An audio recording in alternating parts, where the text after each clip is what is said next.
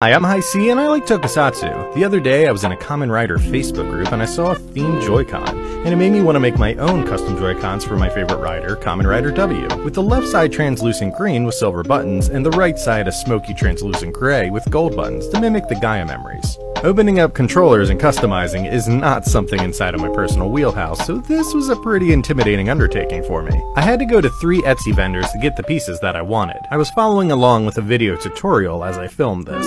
Overall, it was a pretty easy process as long as you go slow. The biggest hurdle I came across was removing the LZ trigger, since it takes an uncomfortable amount of force to remove it from the stock Joy-Con. Lining up the springs on the new shell is also very challenging, but everything else was pretty smooth. Right at the end, once I had sealed everything back up, I discovered the L bumper didn't work because I had knocked the spring loose in figuring out how the LZ trigger worked. I'm really happy with how this project turned out, so hit follow to see the— I am High C and this is part 2 of my Kamen Rider W themed Joy-Con. So I was really happy with how the Cyclone Joy-Con came out, and it gave me a lot more confidence on the second one. Now the right side of the Joy-Cons are a little more complicated because they fit more into the space with an IR sensor and an antenna inside. But still, the whole process was moving along a lot faster and I felt like I would be done in no time. I was wrong. Since I had bought both sets of buttons from 2 different sellers to get what I wanted, I ran into a big issue with the right bumper. As soon as I would screw on the motherboard, the button would no longer decompress. I ended up fully assembling it and taking it apart multiple times, testing with the switch before admitting to myself that the silver button just wasn't going to work and I had to use the stock R bumper instead. This is a little discouraging since it doesn't look exactly the way I wanted it to, but I'm still happy with the way it came out. There's still one more phase to go before I'm fully done with this project, but I'm still waiting on some of the supplies to arrive, so follow for more of my future Joy-Con updates and Toku Talks.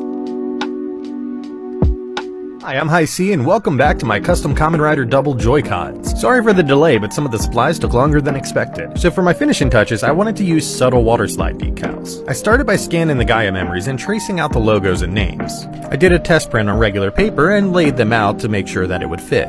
Printed them on water slide decal paper. After printing, you need to spray them with fixative. I did 3 coats with about 30 minutes between each spray. While they were drying, I took apart the Joy-Cons and put the insides in plastic bags so that I could work on the top shells. Once they were done drying, I had to apply the water slides. You soak them through and the transfer separates from the paper and you lay it where you want. I used microset to help move around the placement. The first attempt went great with the Cyclone, but everything else I had to reprint and start over. After spraying clear coat on the Joy-Con shells, it was time to seal up the controllers and test. In the end, I do like it, but I'm not super happy with the readability on the Joker Joy-Con. But this whole project was out of my wheelhouse, and I'm gonna call it a success. Don't forget to click follow for more Toku content.